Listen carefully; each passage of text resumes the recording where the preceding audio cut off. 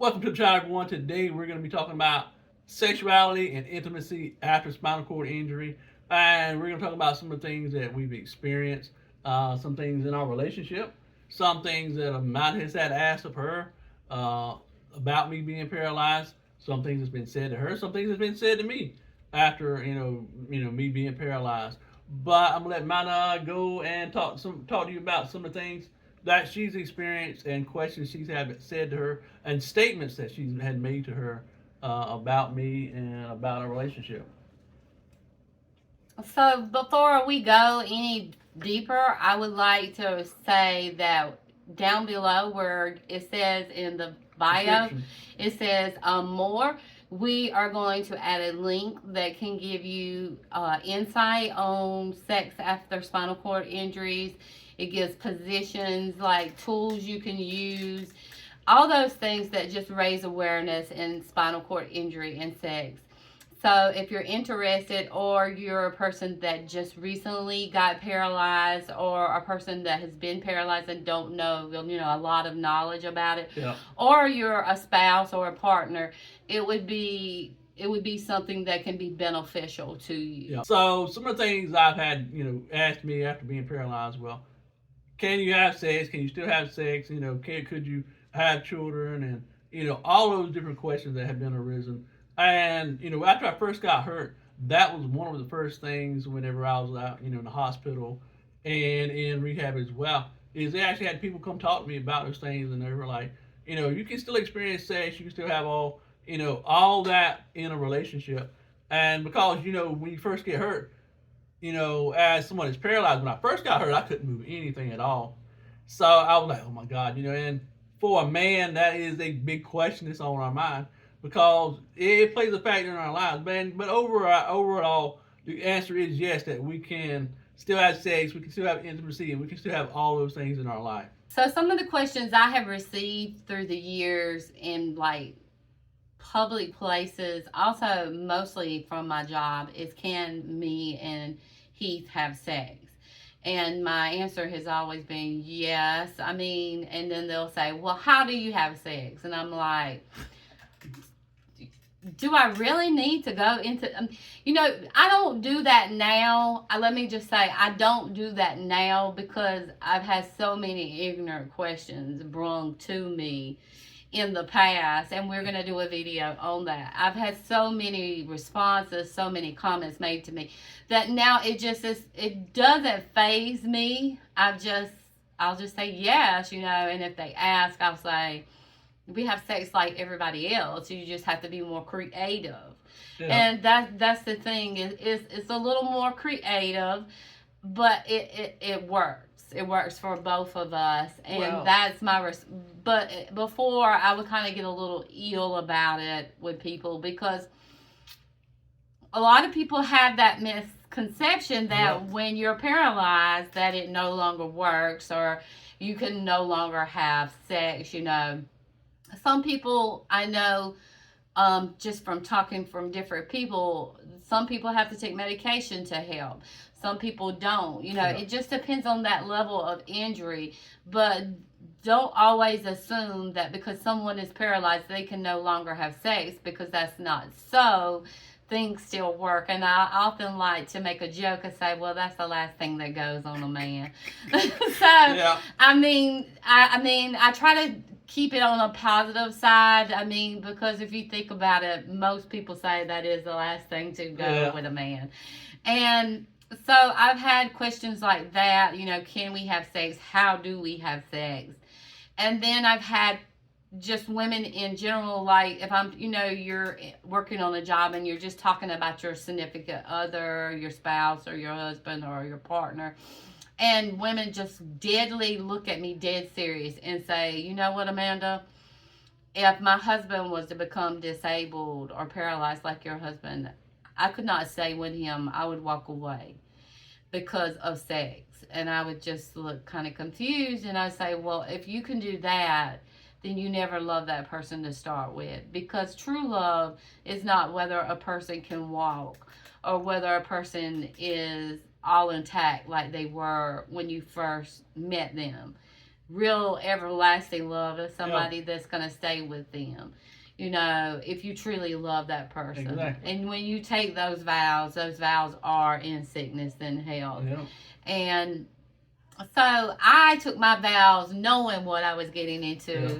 And so, but I mean, even if I had been married and it would have happened, I still would have stayed with my significant other, because if I love them, I'm not going to leave them because they're no longer what they were when they, when I first got with them.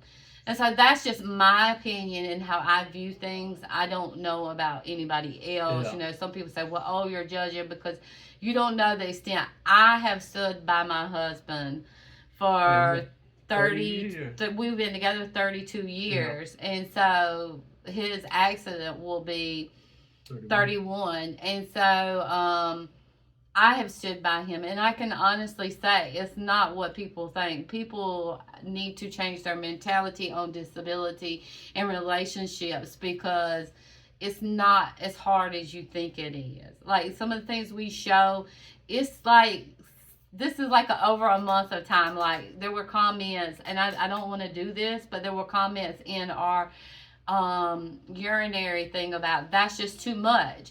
But it's not like an everyday process. You have to see that the everyday process is kind of just like 10 minutes. It's not that in depth, and it just becomes a way of life for us. And yeah. I don't know anything different. But anyway, I got off the topic of it, but that's just my view and mentality on people that can walk away from someone that becomes disabled. But still, no matter what happens to your spouse, if you can walk away in their time that they need you, because you wouldn't want somebody to do that to you. Yeah. You never loved that person to start with. And that's just my opinion. And that's always been my response. And it pretty much stops there. Yeah. But I mean, I just think with disability, it's so much misconception. It is. I mean, it really is. And that's what our channel is for, to raise awareness that just because you are disabled doesn't mean that you can't have the love of your life or normal life. I mean, you do things different, but once you become where you do it, it's just like routine every day. You don't know no different. It's normal to you. But anyway, back to what I was saying about spinal cord injury and sex. In fact, yes, I can still have sex. Things still work. But, and like she was saying, how do you have sex? Some people really need a sex education class if they don't understand how, parts fit together. I'm sorry to say it like that, but some people just need to... Just use your imagination. I mean, we have to be creative at times. Well, I will say this. We do have to be creative. Like, so sometimes your care can, like, interfere with our sex life. Like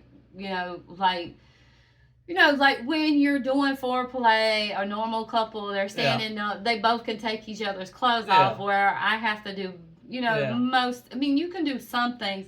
But we have to be creative, and when we do that, we mostly just keep doing more foreplay as we're doing his case. And that's just it. You don't focus on, like, for instance, taking clothes off is a little bit more an extended process. We don't focus on the taking the clothes off part, but we focus on moments that we have, kissing, hugging, things of that nature. And I will say this, we can't do it missionary style. That's just obvious. Because I can't get up and walk, but there are other creative ways that you can do. And for those of you out there that are walking and have no issues with those, it's a good resource for you as well. Might give you some ideas also. Yeah, and it is. Like I say, you have to be creative. Each couple does. If you're not comfortable with looking at that website or whatever, you just, like I said, you just have to be creative. And there wasn't websites when you first got hurt, so we had to figure it out on our own. We had to figure it out on our own. There wasn't a lot of wealth of information like there is now. And so, like I say, we figured out a lot of our own things, and it works. It works for us, and what works for us may not work for somebody else. But we just want to raise awareness and let people know that, we have had comments through the years, and we're just answering those questions that probably is a burning question to a lot of people. It may be burning questions to our viewers. And so, like I say, just click the link down below and you can get some more creative ways. There's devices that you can buy, and well, even I mean, as yeah, I mean, a non-disabled couple, I mean, yeah. things like that, toys and stuff like that are spice it up. I mean, you can you a lot of different things you can use to spice up your relationship. So, and that's the big thing about keeping intimacy alive. And another thing about intimacy is it's just not all about sex. Yeah. It's about the closeness that we share with each other, the relationship that we have with each other, and how we feel about each other in the grand scheme of things. So it's not just all about sex. There's so much other aspects of intimacy in a relationship than just that. So don't get in your mind, it's just about sex, but there's just so much more that is involved in having an intimate relationship. Yeah, because if you base a relationship just on sex alone, I feel like it's not going to last. Like, you're my best friend. Yeah. And we were friends before anything else. So I feel like you have to be friends, and you have to be able to talk and communicate with each other. And there's so much more other things in a relationship that's just sex. I mean, intimacy doesn't necessarily have to involve sex. It could just be cuddling and watching TV together, or cuddling and talking, or just leaning up against, sitting near your significant other's lap and, talking. Yeah. So, I mean, and talking, communication is a big part of it as well. It really is. And if you don't have that good communication, I feel like a relationship's not going to last. Good sex is okay. I mean, it's good. Good sex is good in a relationship, don't get me wrong, but it's not the most important thing in a relationship. I mean, it's important, but it's not like, you get what I'm saying. And like I said about I'm starting to blush. And the thing about communication as well is the fact knowing what your partner likes or doesn't like, for that fact. Yeah. And expanding when you find something. Hey, she likes this. Expand upon it. Or when I like this, she expands upon that.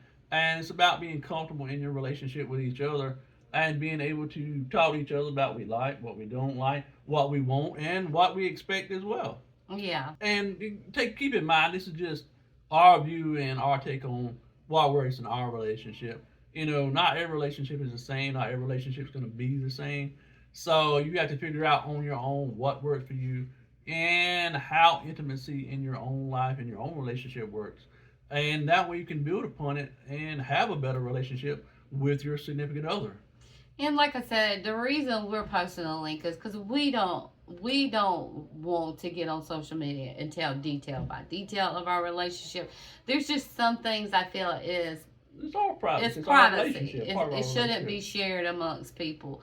And like I say, we're going to give you the link, and I hope that you do, click on the link and you refresh your get education as far as spinal cord injury, because like I said, through the years I have had so many people. That is probably one of the biggest questions that I have always got when people find out that I am with a paralyzed man.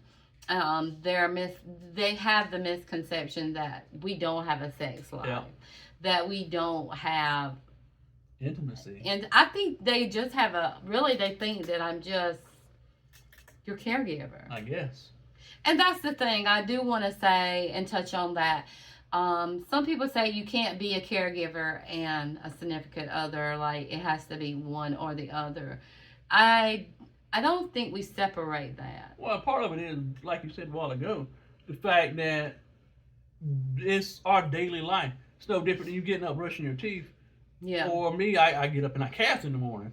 Yeah. That's just part of our daily life, and it becomes intertwined and intermingled in everything that we do, so that we don't really look at it like that. We don't, say, oh my God, we're going to go in, patient mode today and, cast Heath. It doesn't work that way. It's just our normal and everyday life. There was a big talk show host in the news where they were saying that caregivers cannot separate relationships. And so Yeah. I don't agree with that. I feel like you can be a caregiver and a spouse at the same time. Yeah. Because a lot of times when we connect, we might kiss. Exactly. You know, or we might do something now, like on his Bowel program. bowel program, I don't think I'll lay in the bed beside you or Yeah. whatnot, but I mean, we don't get intimate like No, that. not doing You know, that, we yeah. might kiss or we'll talk. That's our time that we actually talk in between Yeah. checks and stuff. And we do, our couple does everything together. That's just how we look. Yeah. I kind of mean, look at it like that, is that we're just a couple that does everything together. And I feel like it makes our relationship closer Yeah. because we do so much together. Yeah, we do, and we do everything together, and I think that's what makes our relationship what it is because we put so much effort in our Yeah. relationship. So I would say, okay, so in the past, you know, I didn't do as much as his care. Like, at first I did when I worked second. Yeah. Like, I did all your care and Yeah. all the housework and everything, and then I went to work. And so home care pretty much just came and stayed with you till I got Yeah. home from work.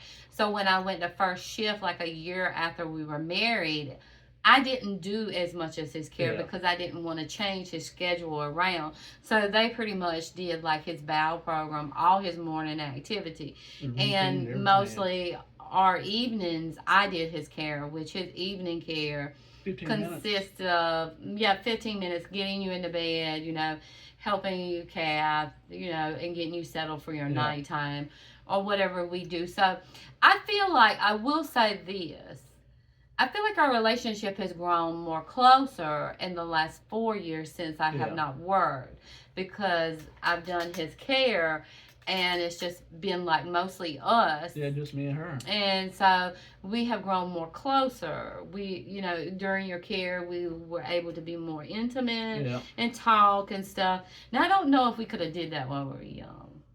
We might would have hurt each other. Maybe. I don't know. You know, when you get old, I guess you just be too tired to fight anymore. I'm just picking. But, you know, as you're younger, especially that first year of marriage, I will say that first year of marriage, it was tough for us. I mean, it really was very And part tough. of it was because we never lived together. Yeah, either. we never lived together. We went from seeing each other maybe twice a week, 2-3 times and a then week, yeah. 2 on the weekend. So, and then we went from seeing each other every single day. And we had never lived together, so we had to get. And I always tell people, if you can make it through your first year of marriage, you're golden. Yeah. Because after that first year, it's like everything is smooth sailing. Yeah, you learn each other's habits, and you know, and again, back to intimacy again. Yeah. You learn each other's habits, what they like, what they don't like, and you know, all of that plays a factor in making your relationship work. Well, and I also want to go back about the first year. The first 4 months was bliss. Yeah. And then I guess, you know, we got used to each other. Each other had little quirks that we wasn't used to, and you have to get used to those things. And it's probably the same if you move in with someone. Yeah. The first year is always hard when you're Yeah. living together, I think. But I think we have a better relationship. so. We're more closer in the last 4 years. And a lot of it was like when you work and stuff. I mean, you work, you know, 60 and 80 hours a week. Yeah. So her job saw her more than I did. Yeah. And when she came home from work, you know, we ate dinner and, you know, we might spend a little bit of time together because we always use nighttime as our time to watch TV or be intimate. Yeah. I mean, we do intimacy during the day, you Yeah. know, and stuff, but during the week, we mostly, because I work 10 hours a day, 12 hours a day, we use our nighttime when we go to bed. We lay and we watch TV together for a little while, and that's our quality time. And we may sit and talk for a good bit. We've always done that. Yeah. And that's our nighttime routine. Yeah. You know, we talk while we get you ready for night, or if it's, you know, we want to be spontaneous. We don't, I mean, like with spinal cord injury, some people think you may have to plan it. We don't have to plan it. If we want to be frisky, we just be frisky. We do it spontaneously. But and again on that, not everyone has that option. Yeah. So you have to learn to make moments last a little bit longer sometimes. And even for us, I mean, sometimes you Yeah, have to, because spinal cord injury does affect that. it does. And sometimes you have to take a little bit of extra effort and a little bit of extra time to make everything, work smoothly all together. But I think that's what makes it better because it's not just like a wham bam thank you ma'am, Yeah. and so And it sometimes those takes, happen too. well, yeah, but I mean you have more time to, because it sometimes, like with you, it takes you a while, so Yeah. I get pleasure out of it, Yeah, more, I exactly. mean, like, you get more pleasure out of it when it's It not lasts. fast and it's all Yeah. about one person. So Yeah. I would say that I think it's better that way. Yeah, because it extends it out a little bit. Yeah. On both And it ends. gives each other time to get Yeah. their satisfaction. Exactly. But I don't want to get into too much of that. Well, I mean, they know. I mean, hell, Yeah. they're adults. So. Yeah, but you don't never know. Somebody young may be watching it, and I don't want to go into details. Like I say, we're going to add that link. So, like I said, in closing, I just want people to know that just because someone is disabled, don't ever have that misconception. Do your research. Yep. And I mean, it doesn't bother me for people to ask me questions. When I was younger, it used to really bother me. I would really get mad and I'd really have like a really sarcastic attitude. But I mean, I guess after 31 years, yeah, 30. Yeah. It'll be 31 years you're Yeah. paralyzed. So after 31 years of him being paralyzed, it just doesn't bother me anymore. Yeah. I mean, every once in a blue moon, I will get a Somebody catches comment. you right way. It just hits me the wrong way. Yeah. And it kind of hurts our feelings or it makes me angry. But you have to look at it. The world doesn't go out talking about spinal cord injuries, and they don't. I mean, you got Christopher Reeves and you've got a lot of knowledge now on the internet, but they're really, unless you've been through that situation, you're not going to go out there and research it and everything. Yeah. So like I say, just use your imagination sometimes. Exactly. Don't just assume that because someone is disabled that they can't have a life or sexual life or intimacy with their partner, Yeah. and that their partner is just completely their caregiver. Yeah. Because like we said before, I don't feel like you separate caregiving. I feel like, because even as a wife, you're a caregiver.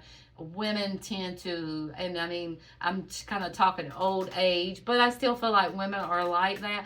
Women are caregivers, they're nurturers and everything. So even if he wasn't paralyzed, we would be caregivers as well.